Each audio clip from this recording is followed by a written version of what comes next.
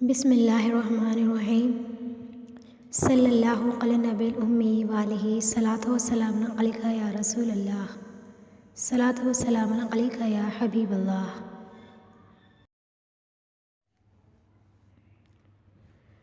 Be be Halima کا مکہ معظمہ میں پہنچنا اور حبیب خدا صلی اللہ علیہ وآلہ وسلم کو لے کر اپنے مکان پر آنا۔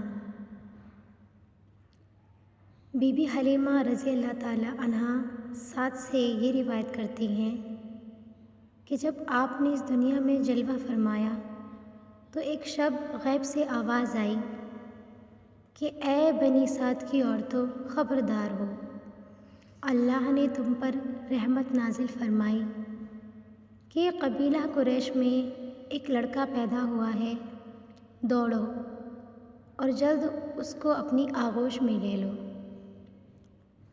حلیمہ رضی اللہ تعالیٰ عنہا فرماتی ہیں کہ یہ خوشخبری قبیلہ سعد کی عورتیں سن کر مکہ کی طرف دوڑی ہوئی گئیں، اور ان سب عورتوں کی سواریوں کے جانور نہایت تیز تھے اور میری سواری کی اونٹنی نہایت ضعیف اور سست تھی۔ ہر چند میں اس کو ہانکتی تھی لیکن وہ آہستہ آہستہ چلتی تھی۔ میں سب سے پیچھے رہ گئی اور ان سب عورتوں نے جلدی سے جا کر تمام سرداروں اور امیروں کے لڑکے لے لیے، لیکن مجھ کو کوئی لڑکا نہیں ملا۔ مایوس ہو کر غمگین ایک طرف بیٹھی تھی۔ اس اثنا میں ایک شخص بڑی شان والا جس کے چہرے سے متانت ٹپکتی تھی آیا اور آواز بلند کہا، اے بنی سعد کی عورتوں، کیا تم میں سے اب کوئی عورت لڑکا لینے سے باقی رہ گئی ہے؟ میں آواز سن کر دوڑی اور کہا، میں لڑکا لینے سے باقی ہوں۔ انہوں نے میرا نام پوچھا۔ میں نے کہا، حلیمہ۔ ارشاد ہوا، اچھا تم ہمارے پوتے محمد صلی اللہ علیہ وسلم کو لے لو۔ میں نے کہا، بہت اچھا۔ بنی سعد کی عورتوں نے ان کو بوجھا یتیمی کے نہیں لیا تھا۔ حلیمہ فرماتی ہیں کہ عبد المطلب کے ہمراہ مکان میں گئی۔ جب میں گئی، جس وقت میری نگاہ آپ کے جمال جہاں تاب پر پڑی، ہزار جان سے عاشق ہو گئی۔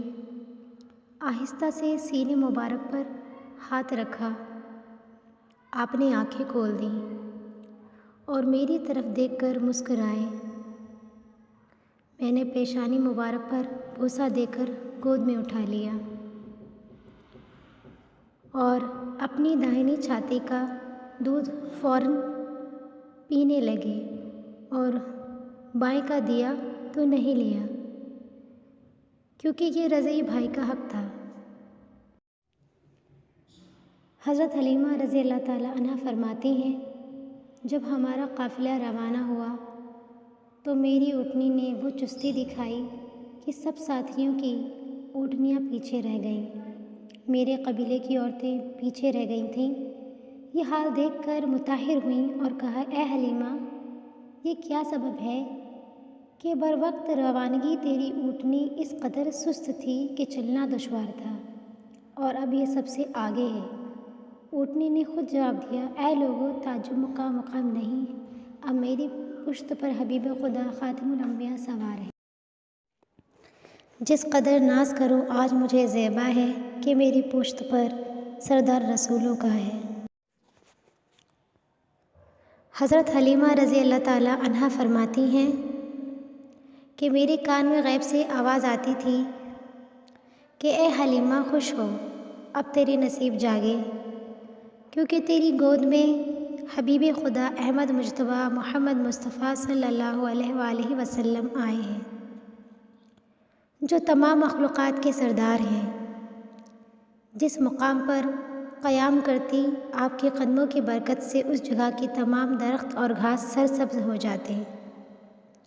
جس روز سے آپ میرے مکان میں تشریف لائے، مجھے چراغ جلانے کی ضرورت نہ پڑی۔ کیونکہ آپ کا چہرہ 14ویں رات کی چاندنی کی مانند تھا۔ آپ کے چہرے انور کی روشنی سے تمام مکان روشن رہتا تھا، اور جب کوئی چیز کوٹری میں لینے جاتی تو آپ کو گود میں اٹھا لیتی، وہ جگہ بھی روشن ہو جاتی۔ اور آپ فرماتی ہیں کہ کبھی آپ مثل بچوں کے نہیں روتے تھے اور کبھی آپ ضد نہیں کرتے، تو میں یہ کہہ کر سلاتی جیسے کسی عاشق کا کلام ہے: تجھے دے رہی ہوں لوری، تجھے کر لوں پیار، سو جا، کہ تو جاگتا ہے راتوں میرے ہوشیار، سو جا۔ بنی سعد کا قبیلہ ہوا باغ و باغ تجھ سے، میرا دودھ پینے والے گلے نو بہار، سو جا۔